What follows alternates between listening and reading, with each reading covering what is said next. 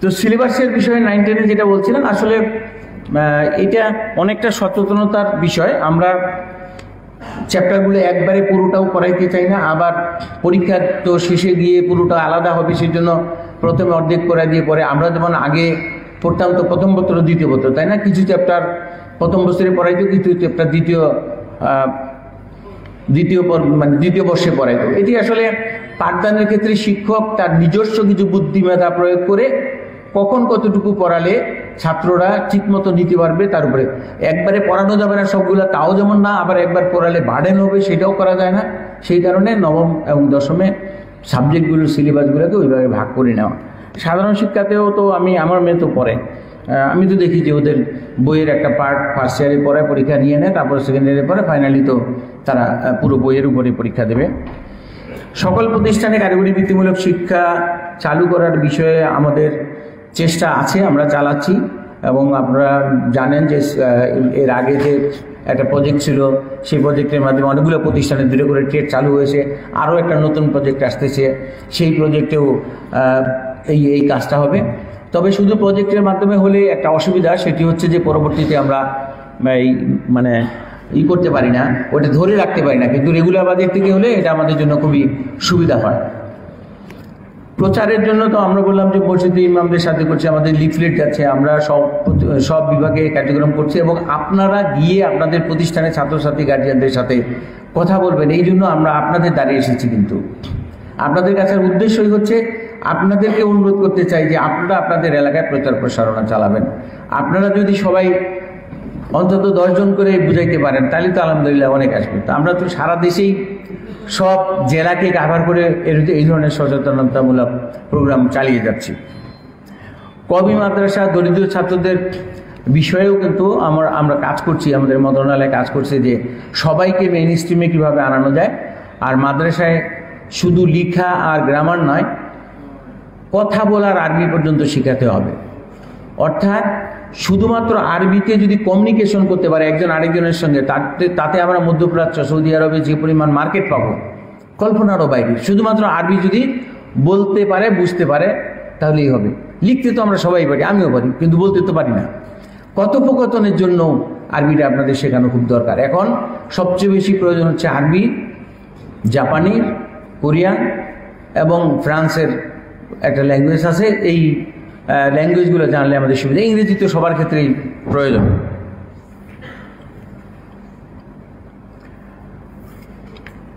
Grassroot থেকে শিক্ষার কথা বলেছেন। ইতিমধ্যে আপনারা জানেন যে 6ষ্ঠ শ্রেণী থেকেই কিন্তু এখন আমাদের কারিগরি একটা করে সাবজেক্ট দেওয়া হয়ে গেছে। তার মানে একেবারে গ্রাসরুট থেকে আমাদের শুরু হয়েছে।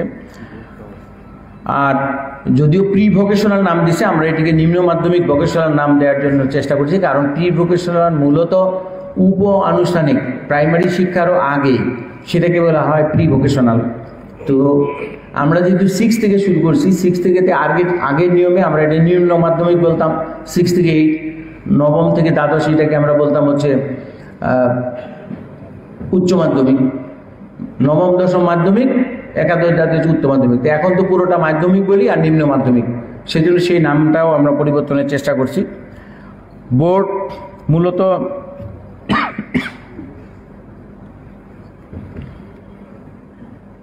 আমাদের বিটিভিতে আমরা আসলে 4 বছরের কোর্স চালাই, ডিপ্লোমা, 2 বছরের এসএসসি ভোকেশনাল এসএসসি আপনারা দেখেছেন। আর কিছু শর্ট কোর্স আছে, 1 বছরের সার্টিফিকেট কোর্স আসে।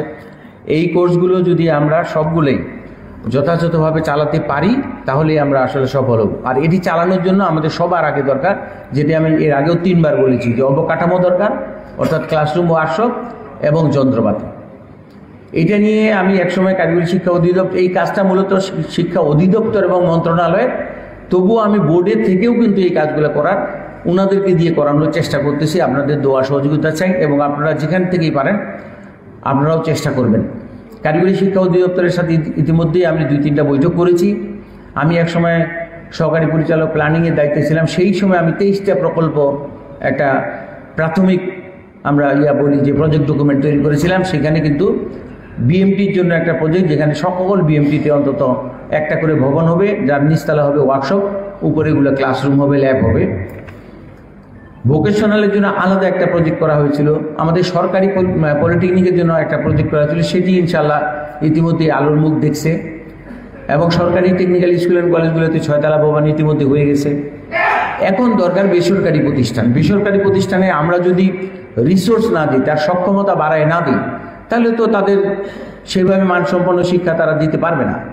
সেই জন্য আমরা সবাই মিলে যদি চাই যে ভবন এবং ওয়ার্কশপ দিতে হবে, সেই সাথে কাঁচামালের সরবরাহ করতে হবে। সেই কাঁচামাল যেমন আপনাদের পক্ষ থেকে একজন প্রস্তাব করেছেন যে ছাত্রছাত্রীদের কাছ থেকে যে ফি নেওয়া হয়, সেটার একটা অংশ কাঁচামাল কেনার যদি আমরা একটা প্রজ্ঞাপন বা একটা নির্দেশনা জারি করি, তাও তো একটা ভালো জিনিস হবে বলে আমি মনে করি। চমৎকার একটা প্রস্তাব এসেছে, আমি নিশ্চয়ই এটা শেখানোর চেষ্টা করব। তো আমাদের এই মুহূর্তে জাপান যে সুবিধাটা নিয়ে নিছে, এখন তারা অসুবিধায় আছে। তাদের এখন ম্যাক্সিমাম লোকের বয়স হচ্ছে 70-এর উপরে। তারা এখন আমাদের ছেলেদের নিয়ে যেতে চায়, এবং আগে তারা জাপানি মেয়েদের সাথে বিয়ে দিত না, এখন ঘোষণা দিয়ে আসছে যে আপনাদের নিয়ে যাব, বেশি বেশি বেতন দেবো, ট্রেনিং করে নিয়ে যাব, বিয়েও করবেন ওখানে। আমাদের এখন ইয়াং জেনারেশন দরকার, কারণ ওদের 70-এর উপরে সব বয়স, ওই লোকগুলো দেখাশোনা করার মতো লোক নাই। তাদের যে টেকনোলজি বা তাদের যে ইন্ডাস্ট্রি আছে, সেই ইন্ডাস্ট্রিগুলোতে কাজ করার লোকই তারা পাচ্ছে না। ইতিমধ্যেই 4টা টিম আসছে। আমি বোর্ডে উঠে গেছিলাম যে আমাদের কিছু করণীয় আছে কিনা। তারা বলছে যে আমরা ম্যানুয়াল তৈরি করে পাঠাবো, সেই অনুযায়ী আমরা প্রত্যেক জেলায় জেলায় একটা করে প্রতিষ্ঠান নেওয়ার চেষ্টা করবো, যেখানে জাপানি ভাষা শিখবে, সেই সাথে জাপানি ওরা কিভাবে কি শিখিয়ে কাজ নিয়ে যেতে চায় সেটা তারা নিবে। শুরুতেই তারা বাংলাদেশি টাকায় বেতন দিবে 80,000 টাকা, 6 মাস পরেই তাদের 2 লাখ দিবে, এবং কেউ যদি থেকে যায় এবং ভালোভাবে কাজ করতে থাকে উত্তরোত্তর। তার একজন মেয়ে গেছে, সে শুরু করছিল 25,000 টাকা, এখন সে ওখানে স্যালারি পায় 7,63,000 টাকা বাংলাদেশি টাকায়।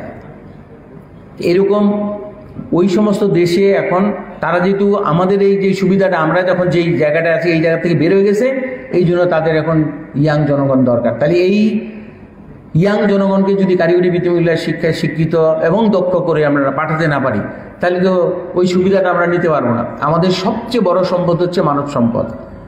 এই বিপুল সংখ্যক মানুষকে দক্ষতা যোগ্যতা করে দেওয়ার একমাত্র পথ হচ্ছে কারিগরি বৃত্তিমূলক শিক্ষা। এই কারণেই আমাদের সবাইকে বুঝাইতে হবে যে কারিগরি বৃত্তিমূলক শিক্ষা নিলেই কেবল দেশে বিদেশে যেমন কর্ম মিলবে, সে সক্ষম হবে, আর্থিক সক্ষমতা আসবে, এবং নিজের মান সম্মান ইজ্জত ইনশাল্লাহ আল্লাহ সুবহানাহু ওয়া তাআলা অনেক বাড়িয়ে দেবেন। এই মেসেজগুলোই আপনাদের কাছে আমি দেওয়ার চেষ্টা করছি। আমি জানি না বরিশালে জাপানি শিক্ষা প্রতিষ্ঠান, ভাষা শেখানো কোনো প্রতিষ্ঠান আছে কিনা।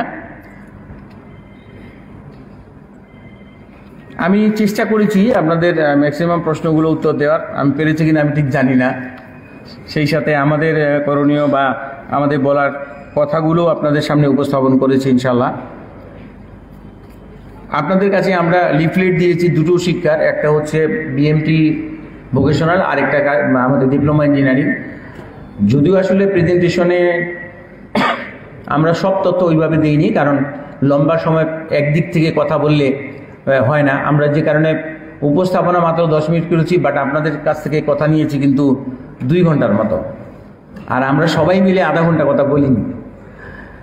তো যাই হোক, আমি আপনাদের বিনীত অনুরোধ করব যে আপনারা স্ব প্রতিষ্ঠানে গিয়ে ওইখানকার ছাত্রছাত্রী এবং গার্জিয়ানদেরকে নিয়ে, ওই যে আমাদের জহির স্যার বলছেন যে এই কাজটা করতে হবে, কারণ আমরা যত বেশি মানুষের কাছে, আমরা কিন্তু আসছি এখন, আপনারা বোর্ডে সবসময় যান, বোর্ডে রেজিস্ট্রেশনের কিছু ত্রুটি বিচ্যুতি মানে ফিজিক্যালি যেতে আপনারা চাচ্ছেন না, কিন্তু এমন কিছু কেস আমি এই 2 মাসের মধ্যে পেয়েছি যে ফিজিক্যালি যাওয়ার দরকার। একজন মানুষ এসএসসি পাস করেছে, পাস করার পরে এক নামে সার্টিফিকেট নিয়েছে, পরে আরেক নামে সে এসএসসি ভোকেশনাল পাস করছে।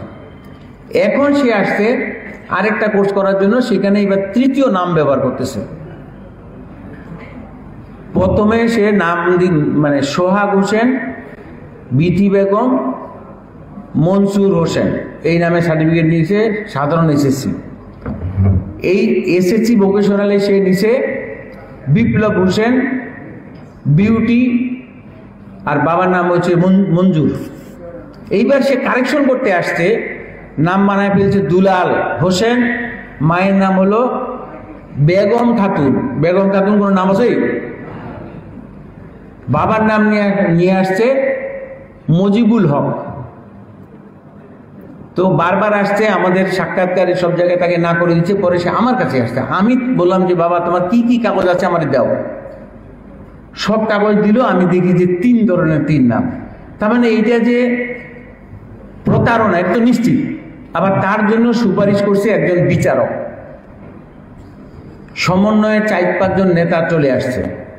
আমি ওদের সামনে পুরো ঘটনাটা বললাম যে এখন আমি বিচারকেরও ফোন দিব, উনি কি রায় দেয়, আর পুলিশের ডাকে তোমাদের ধরাই দেব। এইরকম কিছু ক্রিটিক্যাল জিনিসের কারণে আমরা কিন্তু ফিজিক্যালি ডাকতেছি, যেগুলো অসঙ্গতি বেশি সেগুলোকে ডাকতেছি, সবাইকে কিন্তু ডাকানো হয় না। তো কিছু জিনিস তো আছে, আপনারা জানেন যে বিগত কয়েক বছর ধরে বোর্ডের সাংঘাতিক রকমের অনেক কিছু ঘটেছে নেগেটিভ, যেটি আমাদের এই পুরো শিক্ষা ব্যবস্থাকে মানুষের কাছে প্রশ্নবিদ্ধ করেছে। আমরা এখন চেষ্টা করছি সেই জায়গা থেকে বেরিয়ে আসার।